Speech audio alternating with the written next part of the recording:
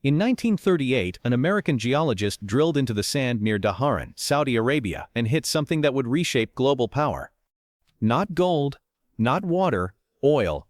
Within decades, a kingdom that survived on dates and pilgrim taxes was signing deals larger than most European economies without building cars, refineries, or ships. The oil story sounds simple: find it, sell it, get rich. But oil didn't just create wealth. It created a very specific kind of economy, one that breaks the usual rules of long-term prosperity. And now, as the world shifts toward electric vehicles and renewables, oil states face a delayed question: what happens when the thing that built you is no longer needed? Before oil, Saudi Arabia was extremely poor. Its entire national budget in the 1930s was about $3 million, less than what a small U.S. city spent on utilities.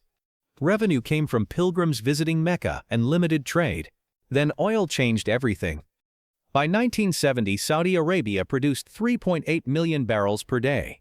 At $20 oil, that's $76 million per day with almost no domestic industry.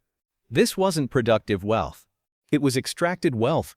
Economists call this a rentier state, a country that earns money by renting access to a resource, not by producing goods or services. Oil money flooded in faster than institutions could form.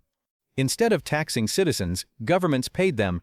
Free healthcare, free education, subsidized housing, no income tax, cheap fuel, guaranteed government jobs. In Saudi Arabia, nearly 70% of citizens work for the state. The deal was simple: the government provides everything, citizens provide political loyalty. This system works when oil prices are high. In the 2000s, $100 oil funded artificial islands, World Cups, and global investments. But oil revenue is volatile. When prices crashed in 2014, Saudi Arabia ran massive deficits, burned reserves, cut subsidies, and introduced taxes for the first time. The social contract cracked. Oil wealth creates dependency. When one resource pays for everything, there's little incentive to build anything else. This is the resource curse, also known as Dutch disease. Strong oil revenues inflate currencies, making imports cheap and local industries uncompetitive. So Gulf states imported food, labor, expertise, almost everything. In the UAE, 90% of the population are migrant workers. The money stayed, the skills didn't. Today, oil states are racing to diversify.